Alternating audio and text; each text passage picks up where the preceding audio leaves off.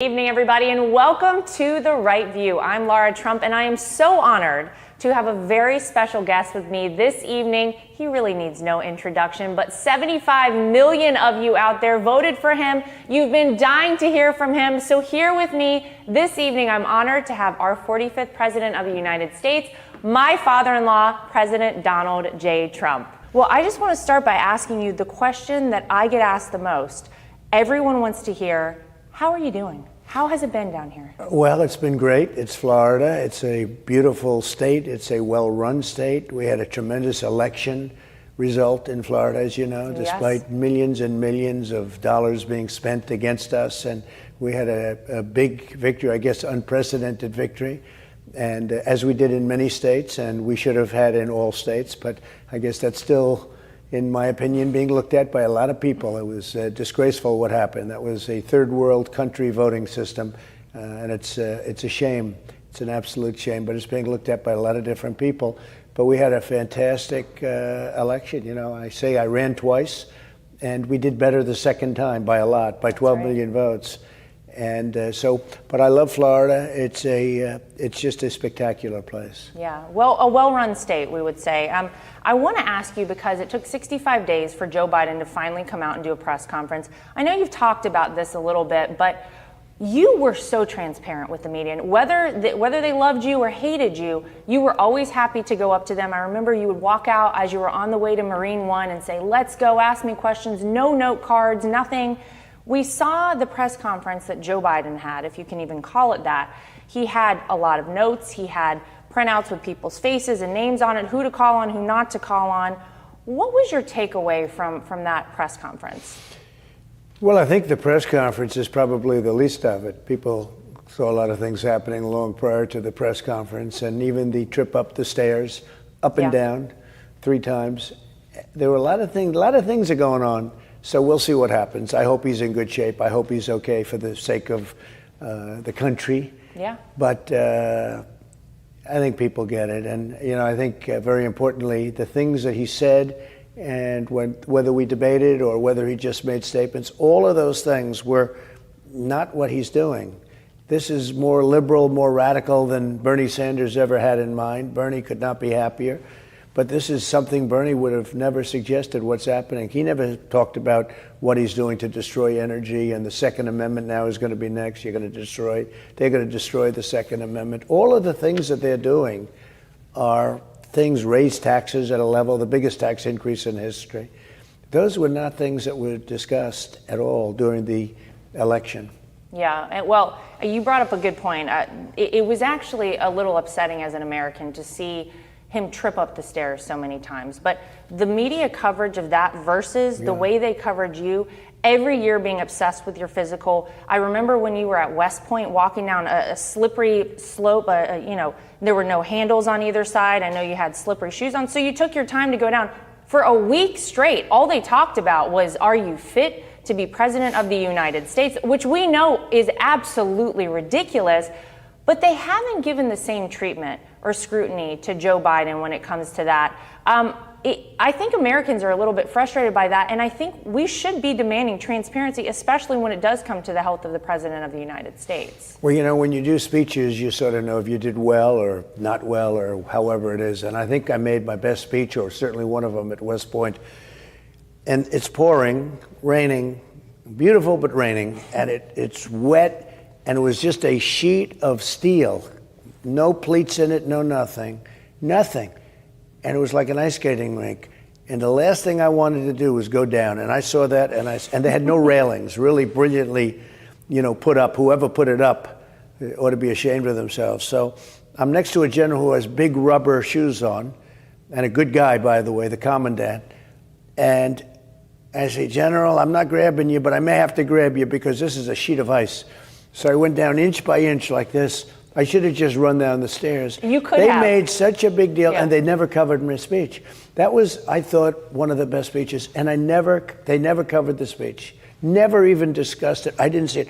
All they do is they have me walking down inch by inch down this ramp. I said, the next time have stairs, please. And it was one of those things. But they covered that for weeks. And this guy falls down 3 times. He couldn't get up. The 3rd time, he didn't know where the hell he was. And it was not on the evening news, other than a couple of networks. Yep. But it wasn't on ABC, CBS, NBC, I don't think. And it got almost no coverage. It's incredible. Now, everybody got to see it because one thing, it gets out there one way or the other. But it was actually a pretty sad situation, if you want to know the truth. It was also sad from the standpoint that we don't have freedom of the press anymore. Yeah, well, that is for sure. I mean, I remember when Gerald Ford fell down the stairs. That was such a big deal. Well, actually, it helped ruin his presidency. You want to really know the truth. I think it was really, every time you see him, they show him now falling down the stairs. And with Biden, they don't want to show it at all. It is a dishonest media that we have. Yeah, well, they certainly allowed him to go unchecked throughout the campaign. They never called him out on anything. We know that big tech, social media outlets were censoring things. Jack Dorsey of Twitter just recently said that it was a mistake to censor the Hunter Biden laptop story during the campaign, which we all knew was such a big deal. We all knew could be used against the Biden family, Joe Biden, should he ever become president of the United States. But maybe give me your take on where we stand in terms of censorship for conservatives, because we are censored. There is no question as conservatives. We are censored on social media. They are always fact-checking everything. I feel like you might have something coming up. I don't know if you're ready to make an announcement yet, but that will help allow conservatives to have freedom of speech, maybe a possible social media platform. Well, I think the censoring really, when they didn't show Hunter Biden all of the things that were happening with Hunter, and you don't want to do that. You don't want to get somebody in trouble. He had some difficulties, okay? Yeah. But when they didn't show any of that during the campaign, they just cut it out, like canceled, I guess you'd call it cancel culture, right? But when they didn't show that, to me, that was really the beginning, because it was bad. It's been fake for a long time. But it used to be fake where they'd come up and I'd come up and you'd fight, or somebody else, but you'd fight. And the public can believe one way or the other. They might believe me, they might believe the other side, or they might believe an anchor or whoever's into. But they didn't bring Hunter up. It was just really canceled. And later on, polls came out that showed it would have made a 10-point difference. A 10-point difference, that's a lot of difference. Mm-hmm. To me, that's where it actually began, this new phase. The new phase is you have something and they won't put it out. And that's whether it's scandalous or whether it's anything, whether it's just good news, they won't put it out. And it's a very interesting time. Now, we're getting it out. I'm getting word out by using press releases. I put it out by a press release and everybody's picking it up. It's more elegant as a president, et cetera, et cetera. To me, it's more elegant. I think it's getting the word out about the same. You do less of it because, it's a little bit, and you can do longer. You can make it a little bit longer. Not that it should be that much longer. Usually it doesn't have to be too much longer, but you can do it longer. And I think we're getting the word out. And in addition, I'm looking at, everybody wants me to be on the site because we had 90 million people on one. We had, I think, 36 million people on POTUS. We had sites of 10. That doesn't include Facebook. And then we had one of the biggest on Facebook, maybe the biggest, but one of the biggest on Facebook. So we had, 200 million people, I guess, or more. Mm-hmm. So everybody wants me to go in their site because the problem is they have sites, but they have no people. And Twitter has gotten very boring because I can see Twitter anytime. Because you're gone.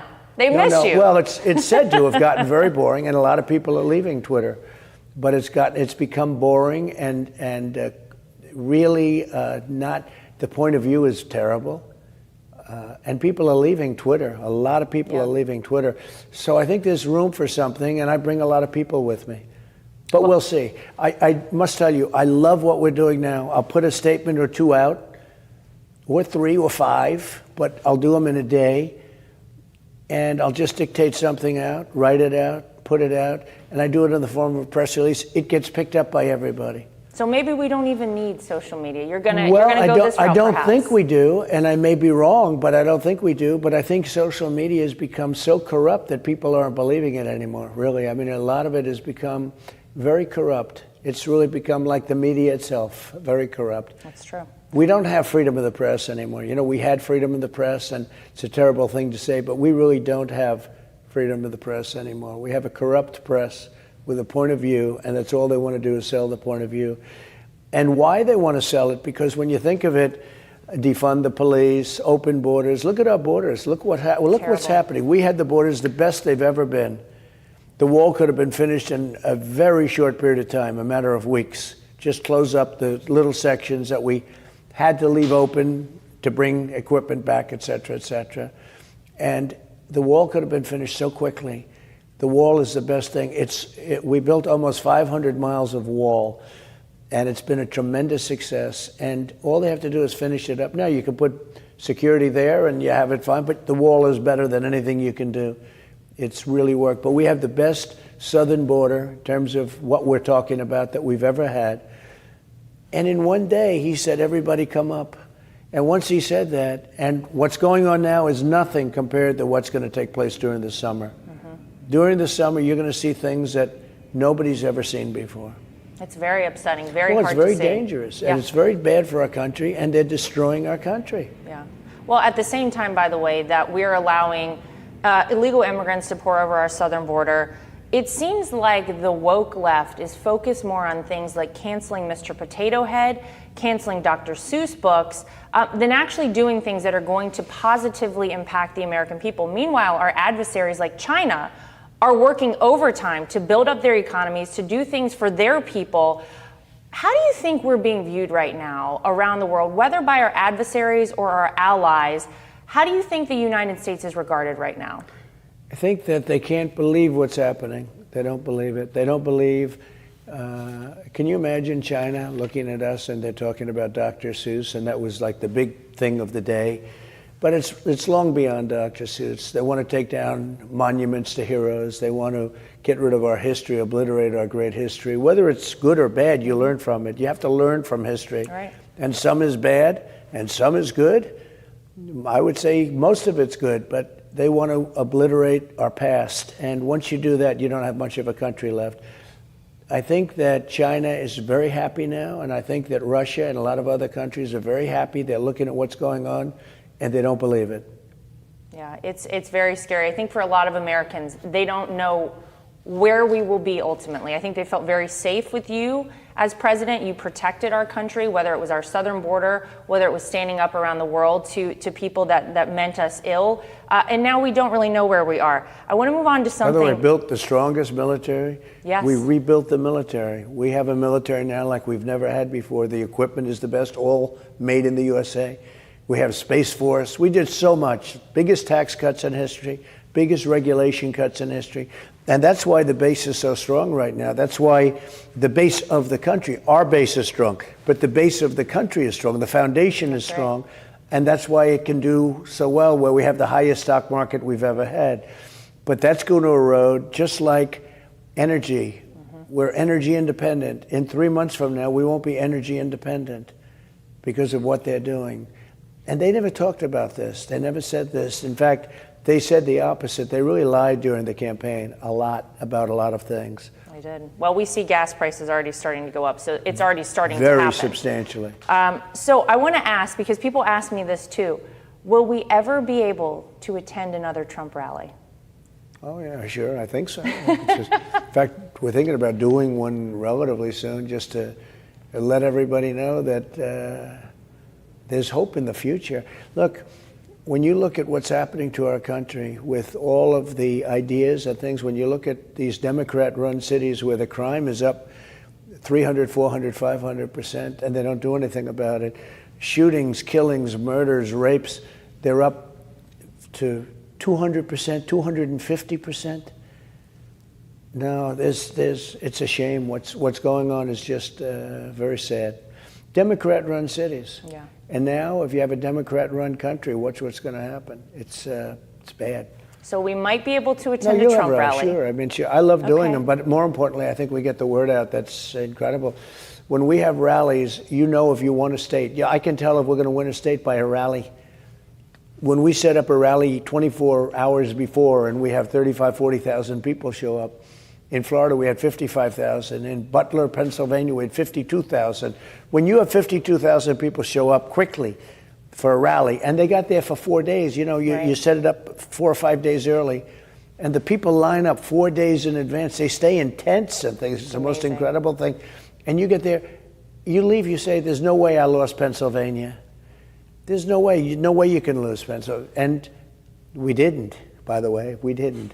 So, you know, it was a hoax. The whole thing was a hoax. And it's too bad, but these rallies are great. There's never been anything. I think we did 56 of them in a short number of days. And they're big. That's not easy to do. No. When you think of, you do 3 a day, 4 a day in some cases. And the last couple of days, I think we did 5. I was with you for a lot of those. Right, 5. And then you go home and you watch the results, and at 10:30, the election was over, we won, and then at 3 o'clock in the morning, you say, what happened? And then you look at these massive dumps where you're going, you look at the votes, and then you have these massive dumps.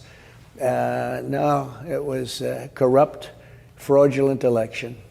Well, that brings me to my final question for you. The beginning of this interview, I said, this is one thing everyone always asks me. The other question people all want to know, and I know you're not ready to answer it yet, but do we have hope that there's a possibility to see Donald Trump run again in 2024? You do have hope. That I can tell you. You do have hope. We love our country. This country, we all owe a lot to our country, but now we have to help our country.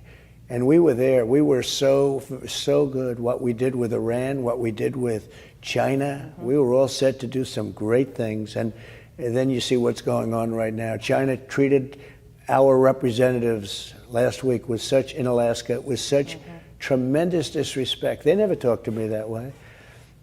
You look at North Korea. I got along with Kim Jong-un.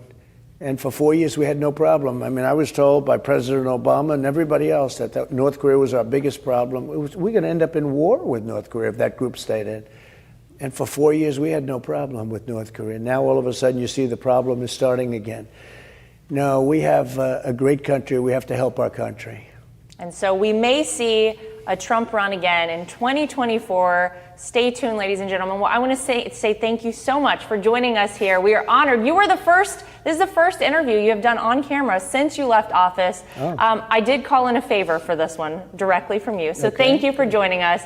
And we hope that you will come back soon. And we hope to hear from you on either a press release or a social media outlet very soon. Good. Thank you very much. Thank you. I'll see you in a little while.